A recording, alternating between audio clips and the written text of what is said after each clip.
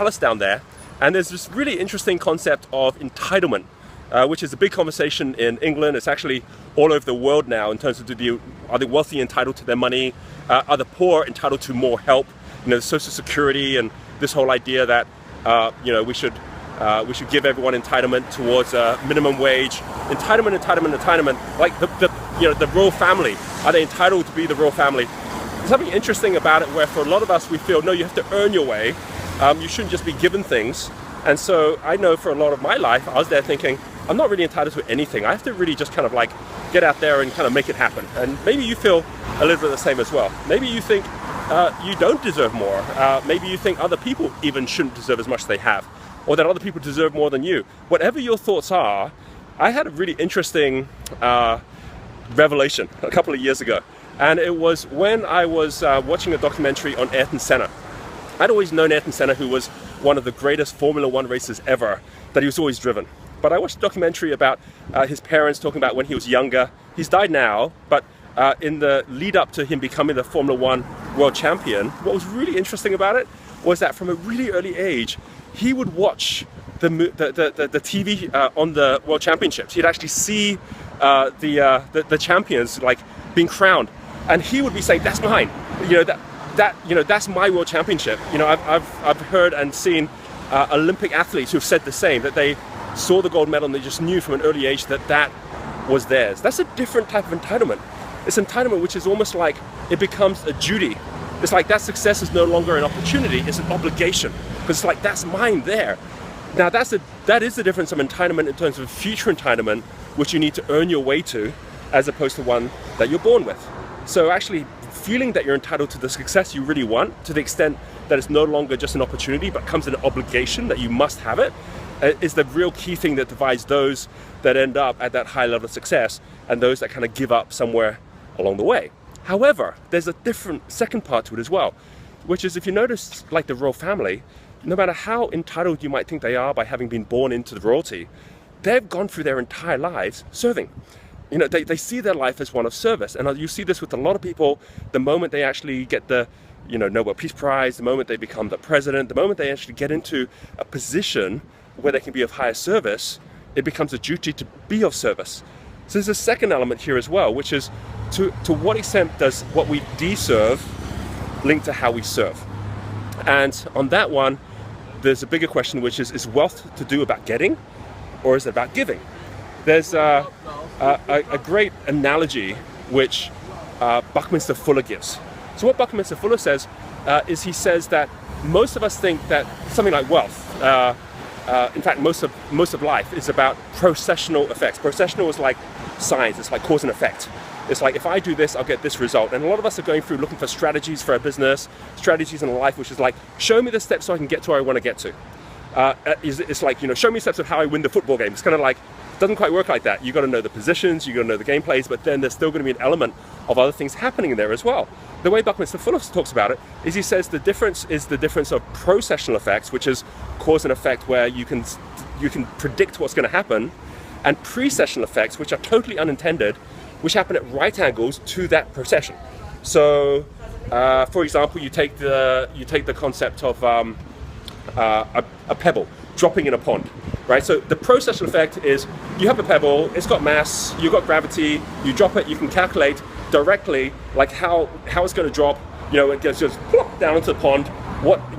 That processional concept is one that we can predict. But we can't predict the ripples and how the ripples are going to go. It depends on how big the pond is, how deep it is, but there's going to be ripples. The pebble doesn't even know about the ripples. The ripples are at 90 degrees, and they're the ones that have a much bigger impact than that little pebble. Just like in your life, whatever line you're taking, you're having huge ripple effects on everyone around you. They're having effects on you as well. And wealth is actually around those ripple effects. It's not around the pebble. Another way to put this is Buckminster Fuller talks about a honeybee and says the duty of a honeybee, because like service is linked to duty. The duty of a honeybee is to serve the hive. But how do you go from strive to thrive? How do you get from kind of doing the work to getting up to some unintended consequences you never expected? Honeybee goes out every day thinking that its duty is to collect the honey, bring it back to the hive. Well, he goes and does that, so he thinks he's done his duty. But he notices as he's doing this, there's all these amazing flowers everywhere. He's like, what a beautiful garden. He doesn't realize he's the one who actually made those flowers happen, because he pollinated them by moving the pollen when he went from flower to flower. That was the unintended consequence of him collecting the honey. The processional effect is he's collecting honey. Just like you might have a processional effect, which is getting up and going out to basically do your duty. The precessional effect is the ripples that happen from that, which is he creates this beautiful garden. Wealth is a precessional effect. So that means that you and I don't have an entitlement to wealth, but it's a precessional effect, which is the ripples of a processional effect, which is worth. Earl Nightingale says this when he says, he said this in the Greatest Secret. In the Greatest Secret, he had this, the Stranger Secret, sorry, he did this recording, The Stranger Secret. You can kind of download it, it's a free PDF online.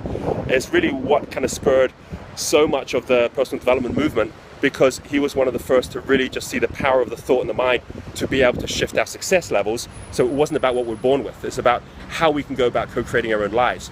And he talked about true success after studying all these successful people was the ongoing unfolding of a worthy ideal. It was the ongoing pursuit of your true worth, which means that the processional effect to get to wealth is your worth. It's the only way to get wealthy is to be more worthy, is to be someone who's actually building your worth as you go, where you do have a duty. Imagine that. Imagine if you fulfilling your fullest potential was your true duty. That was it. That was what you deserved. And from a point of view of being able to serve, when you can do that, then you can be of greatest service. And as a result of you focusing not at wealth but at worth and how you're delivering that worth, it allowed you to be able to then see the ripples come back in terms of the wealth that the world then repaid you for the service that you gave. I see everyone around me that's super successful, that's how they look at it. They say it's not about the money. It's because it's about their own personal worth. And it's not being worthy enough. It's always knowing you can be worth more and saying every day, well, how do I make that happen? Hey, look here, we are right now at Trafalgar Square. And there is Nelson's column. So I wanted to finish on a little story, which I think you could find quite interesting. Because a lot of these cars driving around here, they're busy, they know about Trafalgar Square. They may not know the full story of exactly how this square came to be. Well, let me just share a little bit about what was a really fascinating story around the Battle of Trafalgar, which is basically how Nelson's column came to be here. This was about how Nelson, who was at that point the admiral in the Navy, knew that they were totally outnumbered. This was the deciding battle, which actually created the dominance of the Royal Navy, beyond Europe. During the Napoleonic Wars, 1805 had happened, to the extent that it kind of like stopped Napoleon even thinking of invading England anymore. And it happened at a time when the Royal Navy was much smaller than the Allied navies of Spain and France. And so basically there was I think about 33 ships, which were about 30,000 sailors within the Allied Navy, the European Navy. There was 17,000, about half the number of sailors within the Royal Navy. And the way that they would normally line up for battle in these kind of epic Navy battles, you would have seen it in the movies, you would have a full line, and they'd come at each other as this full line. And the reason they would do that is, one, because then they could kind of pick off the ships one by one. And the second one is you had to have these signal ships. They didn't have things like the internet and phones in those days. So what they had to do was they had to have the signal ships to signal to the ships. Should they fall back? Should they come forward? What should they do?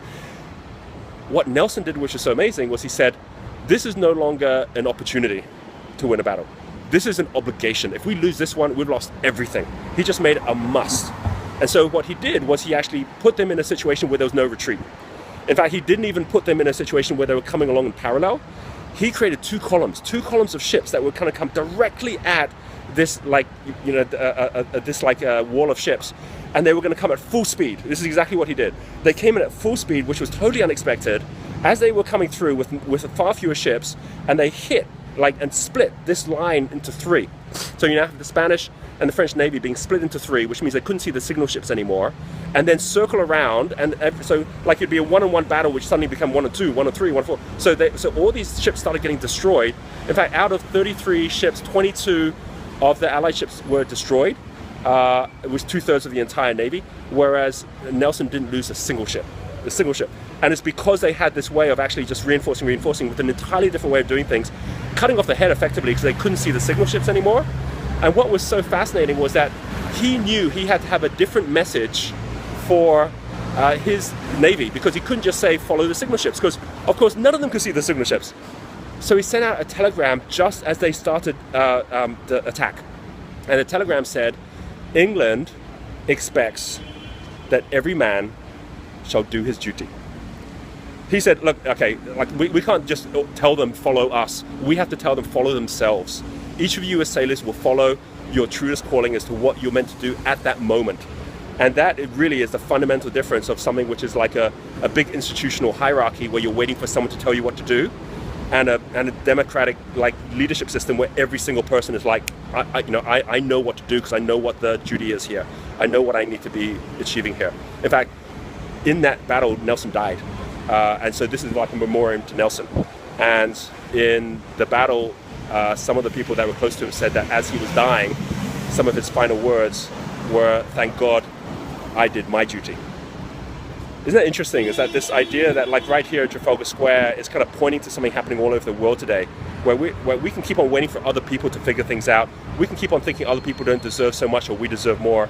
And we're always thinking about the getting, but there's no limit to what you can give. There's limit to what you can get. There's no limit to what you can give. And if you started thinking, well, what if my duty was to give, and to give at my greatest? What if what I deserve is to serve? What if my greatest entitlement is to be living at my truest, greatest potential, and to be giving at that level? Because if that was true, then your wealth is not an opportunity, it's an obligation. And it's one that comes the moment you start really focusing and asking that question, how can I be of greatest worth? First of all, to the people around me, then to my higher calling. And that's what I'd like to just share as a final word to you. The clues are all around us, and it really is just a matter of us picking them up and then running with them. And I really hope that you'll join me in my coming videos as I get closer and closer to the launch of my book. And I really look forward to hearing about your story and your journey in the years ahead.